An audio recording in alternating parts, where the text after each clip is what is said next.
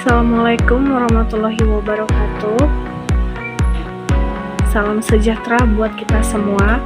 Perkenalkan, nama saya Ria Resti Putri Warubu dengan NIM 222510049, Fakultas Ekonomi dan Bisnis, jurusan Akuntansi.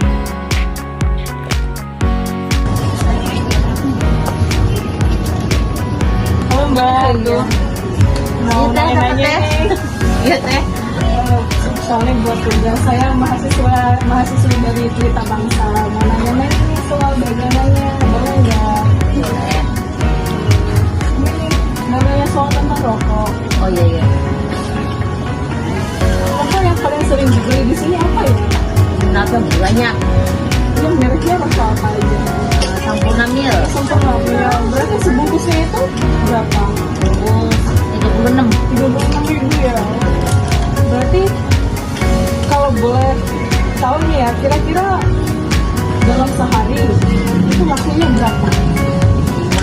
5 bungkus ya. Sama ini kalau kita bikin harganya naik nih dari 36 menjadi 38, kira-kira peminatnya masih ada apa berkurang gitu peminatnya karena semakin mahal? Tapi kira-kira sehari itu kalau misalnya harganya naik, kira-kira berapa ya harganya? Sebungkusnya itu kira-kira berapa ya harganya? Enggak lah. Ide ya, Berkurang. pasti berkurang ya. Kalau naik tuh biasanya berkurang. Ini anaknya pintar. Iya. Pulang sekolah. Maklum anaknya banyak. Beli dagang. Ya. Terus mau nanya lagi nih, selain rokok Sampurna Mil, apalagi rokok yang sering dibeli di warung? Itu yang agak murahan. Apa ya? Bin kalau kan sampurna kretek itu kan agak murahan. Peminatnya bocah lah. Bukan bocah kali karyawan. Oh iya, berarti adalah ya sehari itu laku banyak gitu ya. Ya kalau yang murah, kalau yang mahal paling itu teh lah. Karena harganya mahal paling yang berapa? Terus mau nanya lagi nih, terus Mbak cara menentuin harga jualnya gimana? Apa sesuai sama agen? Misalnya dari agen itu kayak tadi 36.000, dari Mbaknya kan 36.000, berarti dari agennya itu Mbak ngambil untungnya berapa? Paling tipis kan namanya jual rokok mah paling dari aku juga 5 kita jual juga tergantung. Kalau lebih pas naik paling 1.000 rokok mah teh. Mau nanya lagi nih, Oh ya, apa ada perbedaan rokok antara bungkus, apa ada perbedaan harga rokok dibeli eceran sama perbungkusnya? ada bedanya. Oh iya, bedanya berapaan kayak? Kalau ke sampurna kan nggak diecer. Misal paling kalau yang diecer yang murah-murah itu 1-2 ribu rokok ini tuh. Kalau nggak goceng dapat juga gitu. Ya kalau kita bocah-bocah anak muda-muda gitu. Tapi untuk sekelas karyawan PT suka beli eceran nggak? Enggak, bungkusan ya. Oh iya, berarti peminat untuk karyawan-karyawan PT kebanyakan bungkusan. Paling kalau yang eceran itu anak muda ya. Oke. Baik Mbak, terima kasih ya buat pertanyaan, sudah mau menjawab juga. Oh iya, Terima kasih. Assalamualaikum warahmatullahi wabarakatuh.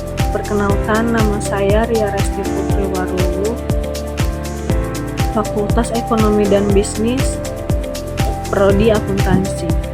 Baiklah, sekarang izinkan saya untuk mempresentasikan hasil dari video atau penelitian saya dengan judul analisis faktor-faktor yang mempengaruhi permintaan dan penawaran terhadap produk rokok di lingkungan sekitar. Masuk pada latar belakang, rokok merupakan salah satu produk konsumsi yang memiliki tingkat permintaan tinggi di Indonesia. Meskipun kesadaran masyarakat terhadap dampak negatif merokok terus meningkat, produk ini tetap digemari berbagai kalangan, mulai dari remaja hingga pekerja. Fenomena ini menjadikan rokok sebagai komoditas yang menarik untuk dianalisis dari sistem ekonomi, terutama dalam konteks permintaan dan penawaran di tingkat warung atau toko kecil. Latar belakang penelitian ini diambil dari kenyataan bahwa rokok masih mau menjadi produk dengan tingkat permintaan tinggi di masyarakat. Walaupun kesadaran akan bahaya merokok meningkat, konsumsi rokok tetap tinggi, terutama di kalangan remaja dan pekerja. Oleh karena itu, menarik untuk dikaji bagaimana mekanisme permintaan dan penawaran produk ini di tingkat warung. Lalu kita masuk pada rumusan permasalahan. Terdapat 4 poin di dalamnya. Apa saja itu? Yang pertama, apa saja faktor utama yang mempengaruhi keputusan pembeli dalam membeli produk rokok?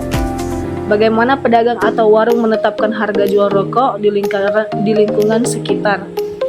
Apa yang terjadi pada harga dan jumlah rokok yang diminta atau ditawarkan jika terjadi perubahan faktor tertentu? Bagaimana hasil analisis kualitatif dan kuantitatif terhadap perubahan harga dan jumlah penjualan rokok? Rumusan dalam penelitian ini ada 4 poin utama. Pertama, faktor yang mempengaruhi pembelian rokok. Kedua, bagaimana cara pedagang menentukan harga. Ketiga, bagaimana perubahan faktor tertentu mempengaruhi permintaan dan penawaran. Dan yang terakhir, bagaimana hasil analisis kualitatif dan kuantitatif dari data lapangan. Lalu kita masuk ke tujuan penelitian atau tujuan video yang saya berikan tadi. Yang pertama, menganalisis faktor-faktor yang mempengaruhi permintaan dan penawaran. Yang kedua, mengetahui proses penetapan harga rokok oleh pemilik warung. Yang ketiga, menganalisis perubahan jumlah permintaan dan penawaran jika terjadi perubahan harga. Yang keempat, menentukan hasil analisis kualitatif dan kuantitatif berdasarkan data yang diperoleh. Tujuan penelitian saya ini adalah untuk menganalisis faktor permintaan dan penawaran rokok, memahami penetapan harga oleh pemilik warung, serta melihat bagaimana perubahan harga yang mempengaruhi jumlah rokok yang diminta. Lalu masuk kepada metode penelitian. Data observasi lapangannya, kita lihat harga rokok per bungkusnya 36.000 yang tertera pada video saya tadi. Harga awalnya 36.000, jumlah terjual per harinya itu 5 bungkus. Sedangkan pada saat harga dinaikkan jadi 38.000, maka permintaannya menurun menjadi 3 bungkus. Pemilik warung menyatakan bahwa harga ditentukan berdasarkan pasokan dari agen, dan sebagian rokok dijual eceran untuk menyesuaikan daya pembeli konsumen. Pembeli anak muda lebih sering membeli eceran, sedangkan karyawan pabrik lebih banyak membeli Sempurna Milk per bungkus. Jadi berdasarkan observasi, ketika harga rokok Sempurna Milk 36.000 per bungkus, terjual 5 bungkus per hari. Namun setelah harga naik menjadi 38.000, penjualan turun menjadi 3 bungkus per hari. Hal ini menunjukkan adanya hubungan negatif antara harga dan jumlah yang diminta.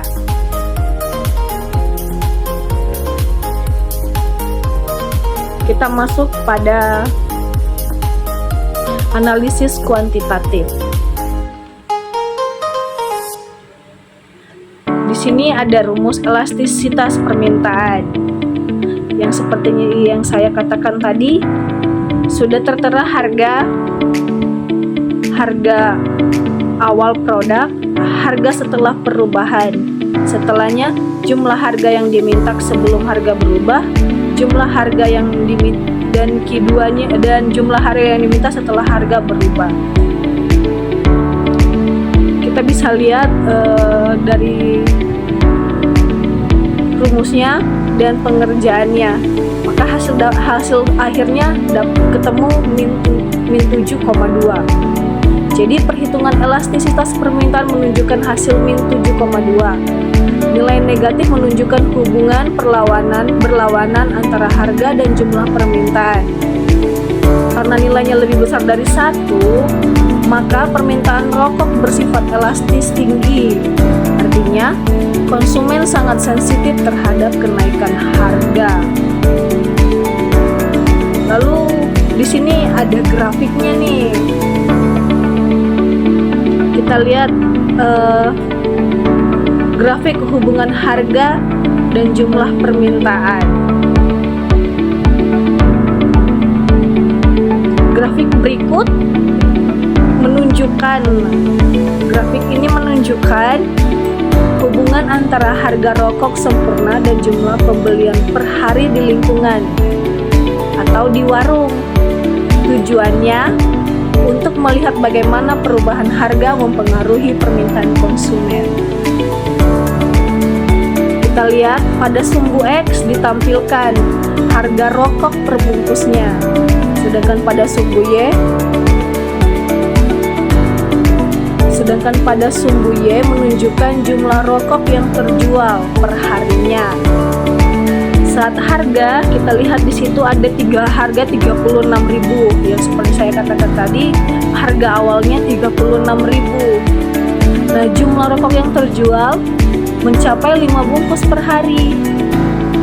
Namun, ketika harga naik menjadi 38.000, penjualan menurun menjadi 3 bungkus per hari. Nah, data ini menggambarkan hukum permintaan, yaitu ketika harga naik, maka jumlah barang yang diminta menurun. Dengan asumsi faktor lain tetap. Jadi secara visual, kurva permintaan pada grafik memiliki kemiringan negatif yang menandakan hubungan berbanding terbalik antara harga dan jumlah yang diminta.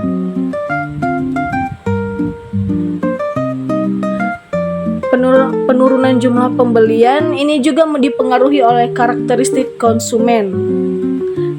Dari hasil observasi tadi, pembeli utama berasal dari kalangan muda yang belum bekerja, sehingga daya beli mereka sensitif terhadap kenaikan harga. Sedangkan kalangan pekerja pabrik cenderung membeli perbungkus dan tetap memilih merek tertentu meskipun harganya naik. Dapat diduga bahwa kenaikan harga rokok akan secara signifikan menurun jumlah pembeli harian, khususnya di segmen konsumen berpendapatan rendah. Hal ini menegaskan bahwa harga merupakan faktor utama yang mempengaruhi permintaan terhadap rokok di lingkungan tersebut.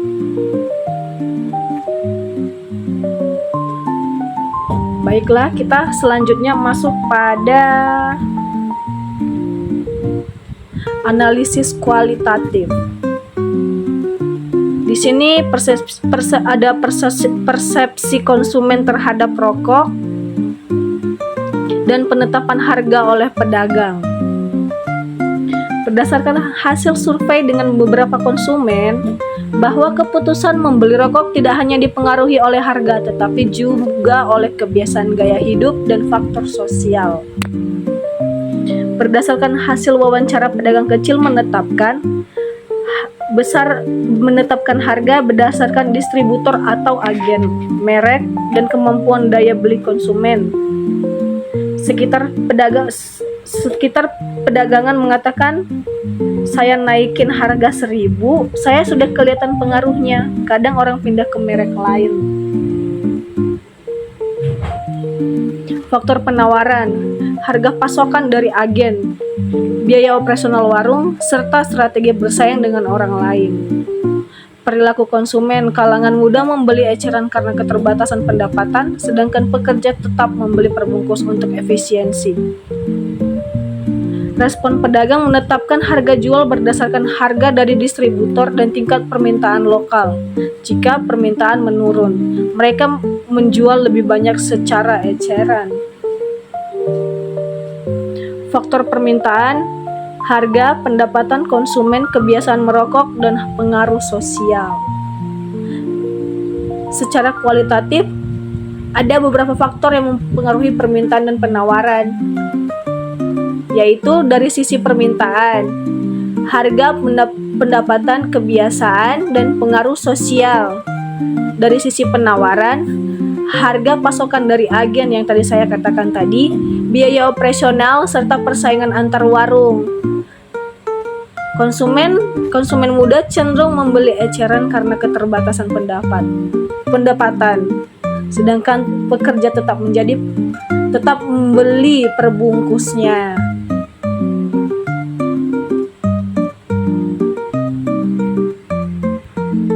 Jadi, dugaan sementaranya yaitu harga rokok memiliki pengaruh signifikan terhadap jumlah pembelian konsumen. Penetapan harga di warung dipengaruhi oleh harga pasokan dari agen dan tingkat permintaan lokal. Kenaikan harga akan menurunkan jumlah pembelian, terutama dari kalangan muda yang memiliki pendapatan rendah. Yang terakhir, permintaan rokok bersifat elastis karena konsumen mudah beralih ke pembelian eceran atau mengurangi konsumsi saat harga naik. Jadi, kita bisa ambil kesimpulan bahwa berdasarkan hasil observasi dan analisis data, dapat disimpulkan bahwa perubahan harga berpengaruh signifikan terhadap jumlah permintaan rokok. Konsumen dengan daya beli rendah sangat sensitif terhadap perubahan harga, sedangkan konsumen dengan pendapatan tetap atau karyawan pabrik relatif stabil dalam membeli. Warung menentukan harga berdasarkan pasokan, agen, dan kondisi pasar lokal. Baiklah, sekian presentasi dari saya tentang permintaan dan penawaran. Jika ada salah atau kurangnya, mohon dimaafkan. Terima kasih.